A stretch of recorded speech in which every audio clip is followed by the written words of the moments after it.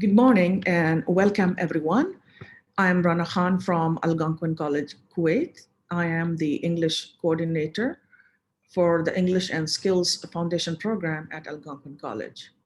For me, TESOL Arabia is as special as it allows me to meet my fellow colleagues from the Gulf region and share my experiences with everyone. So here we are, virtually, if not face to face, and it really feels good. In my presentation today, I'm going to discuss the student-centric learning approach and how it plays an important role in motivating students. Um, Let me first quickly give you an overview of my presentation.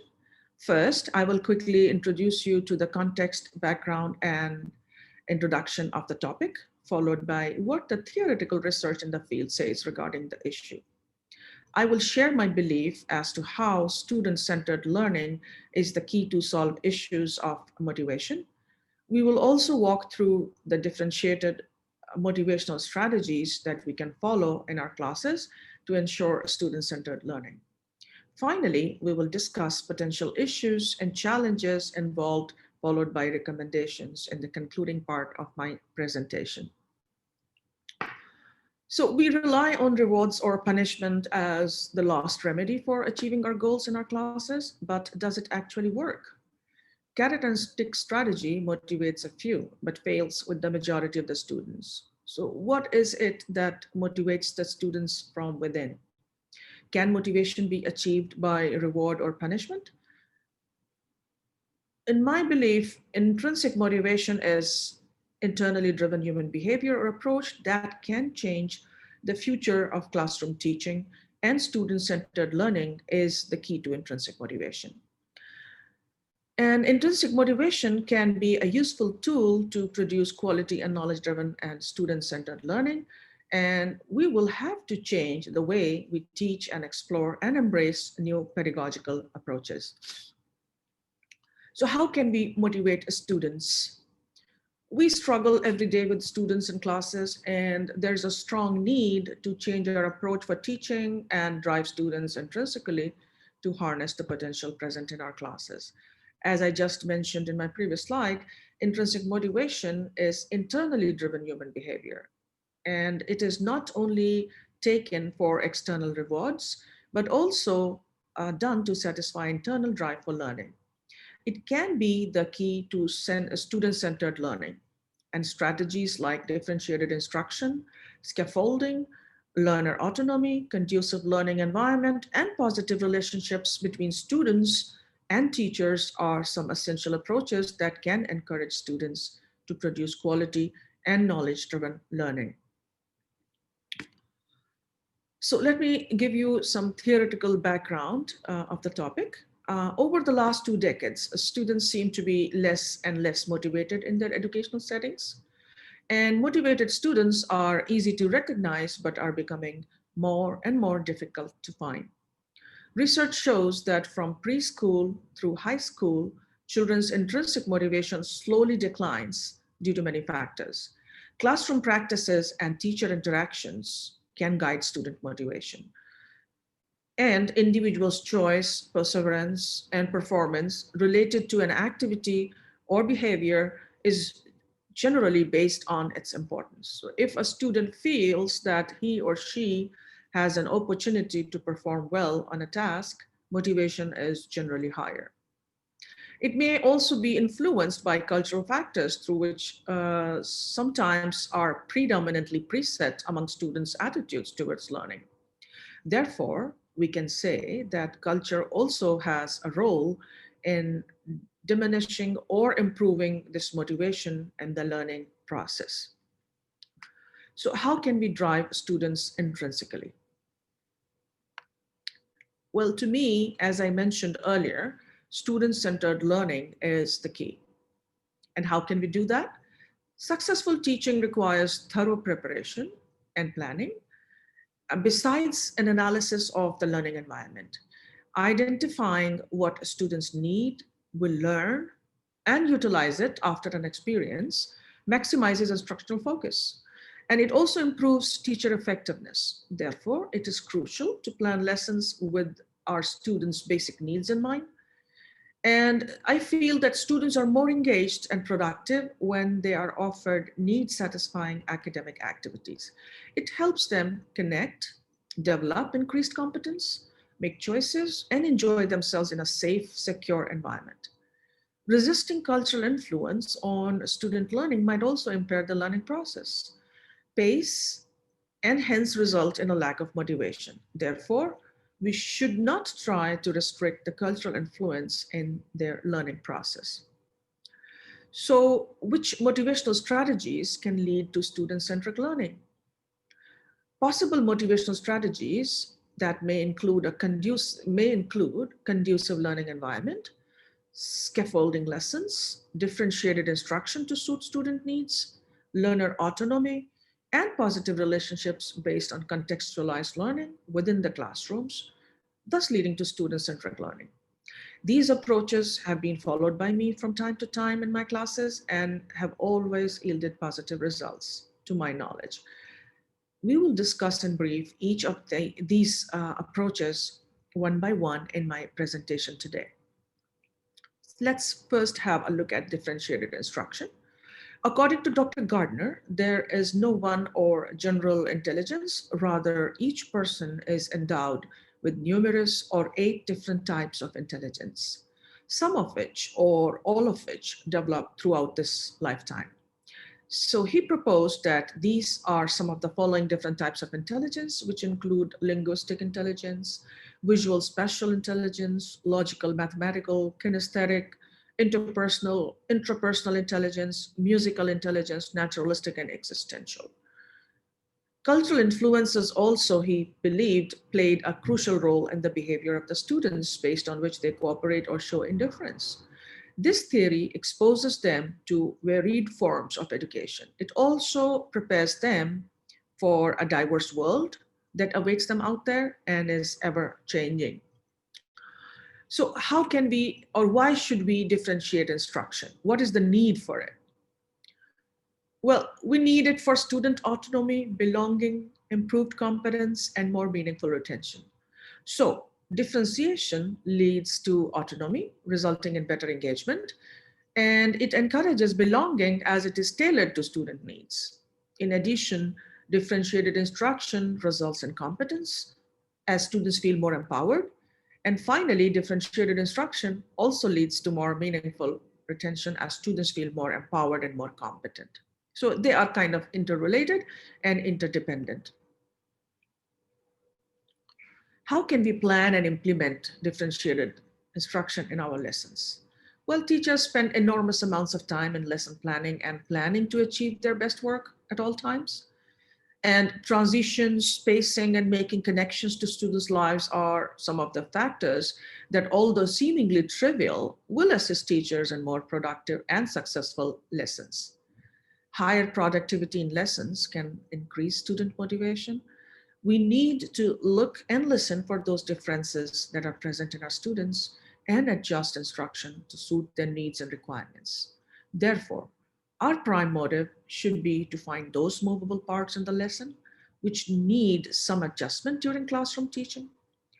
Doing this helps teachers adjust learning to different needs of all the students. One of the key strategies is to collect responses from students on specific questions, which can give teachers sufficient hints on their learning process.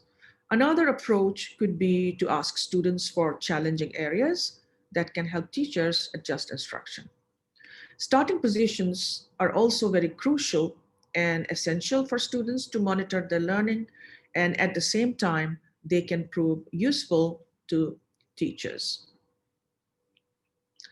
Another important strategy for student-centered learning is conducive learning environment.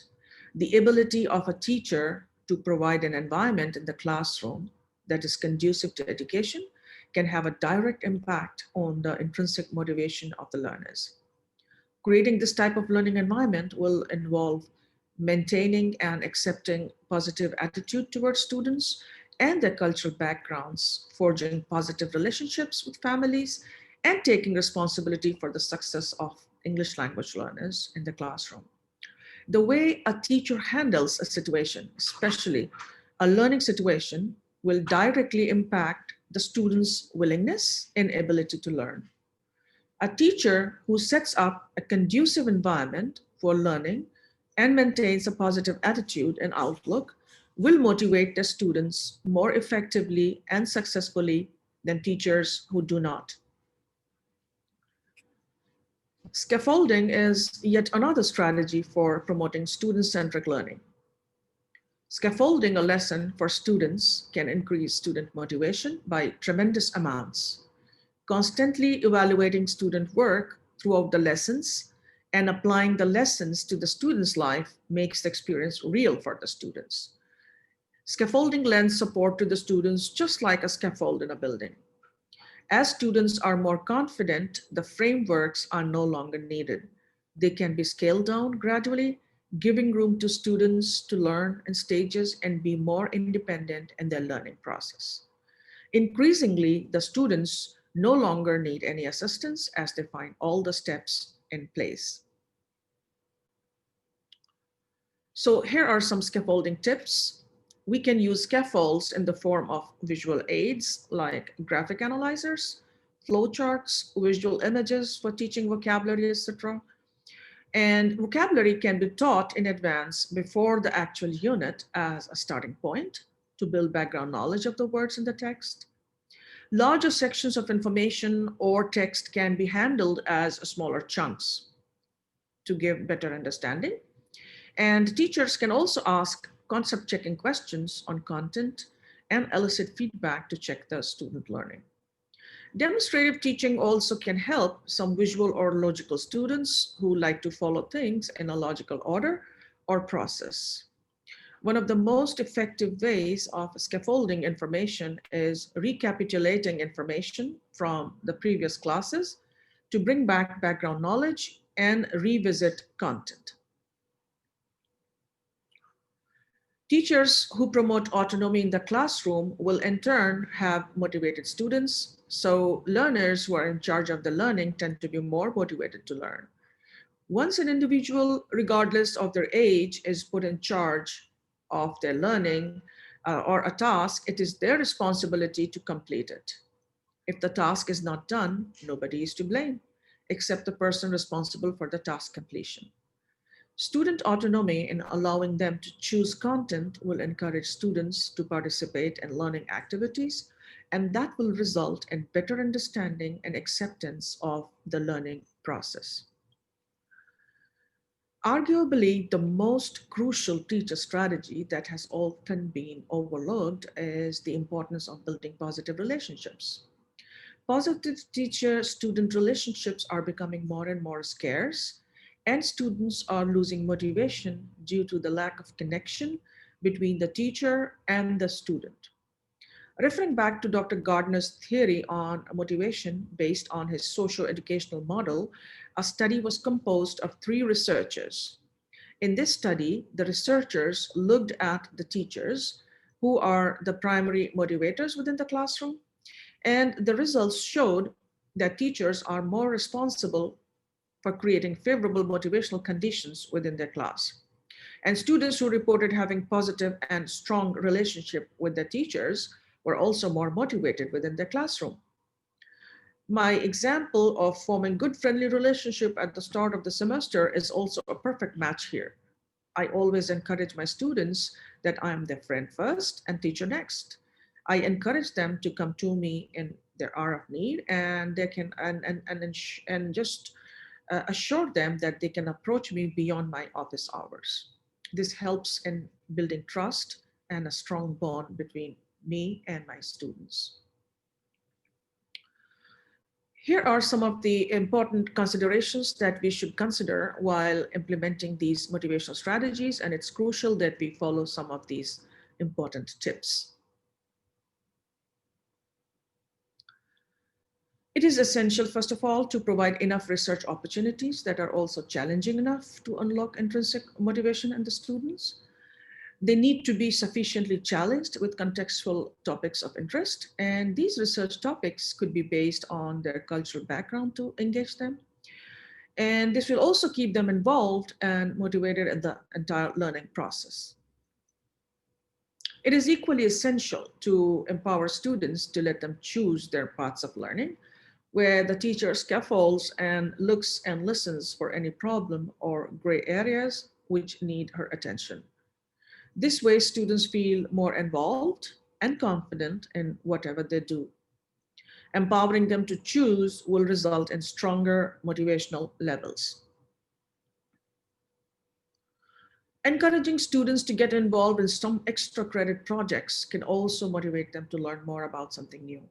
They could be asked or enrolled to attend sessions or lectures in partner institutions or other similar institutions, which would lead them to higher engagement and motivational levels. However, due credits should always be allotted to these projects and assignments so they know that they're being rewarded for their efforts. Focused feedback on skills is also very crucial. When students receive focused feedback, it encourages them to work harder and improve on their achievement levels. Therefore, it becomes imperative for teachers to be particular and directed in their input to the students to provide them with stronger guidance. This positive and constructive feedback would guide them on their path to success eventually. It's also important to diversify the teaching content. Inclusion of extracurricular activities, engaging content, and focus groups can definitely motivate students intrinsically and lead to student-centered learning. Not only this, the teachers need to include content, such diverse content in the lesson that can engage these learners. Materials and content that is non-academic needs to be used as support material to keep their motivational levels high. Alternatively, academic content that can be altered to look more entertaining to cater to the diverse learning profiles of our students. Something that we should never forget is to have more formative assessments instead of summative assessments. Including diverse content and extracurricular activities would also mean we have more formative assessments rather than summative assessments. This provides more room for students to perform in various ways and be assessed for their unique abilities. When students get freedom to express their learning, they feel more motivated and more empowered. And students can be allowed to use different kinds of multimedia and other forms of diverse modes to express learning. So any research, when executed, faces several problems. So this approach also entails many challenges and possible potential issues. Differentiated instruction, though a very supportive strategy, can be quite overwhelming for teachers. Customization of lessons according to the needs of the learners with varied preferences and styles of learning can be quite taxing and may result sometimes in work overloads for teachers. Scaffolding, though very useful, may bring loads of extra work to already existing lesson plans and thus result in delayed schedules. Also, many educational institutions are very resistant to any new kind of a change. It would be quite challenging for instructors to convince the authorities to implement those changes that are so necessary, but opposed to what the institution has been following. Building a positive environment in classrooms and encouraging student autonomy can be equally risky, especially if the students dominate the class or there's a problem of classroom management. An instructor will have to take adequate care in giving autonomy to students, as giving too much autonomy may be damaging to learners rather than be beneficial to them. Therefore, I would like to conclude with these thoughts that there is no specific set of rules and instructional strategies that would be guaranteed to increase student motivation within the classroom. The key is to get to know each student and the dynamics of every school. Each teacher may run their room a little bit different from others and to suit her or his student needs. Teachers will have to test and try varied approaches to bring out the best in the students. Therefore, these approaches have more benefits than limitations, as students can be motivated intrinsically as well as extrinsically. And empowering students can definitely help. Differentiated instruction can help teachers look and listen for hidden problems. Scaffolding provides students with the much needed support, and creating positive environments is the key to building relationships and foster learning. So that brings to the end of my presentation, and I hope you enjoyed it and you carry some useful knowledge from it. And these are some of my references that I used in um, writing this paper and carrying on this research in my classes. And this is my this is my college address and my email addresses. The first one is my personal email, and the second one, Arhan, is my business mail. And thank you so much for listening, and I appreciate your time in this presentation today. Thank you once again.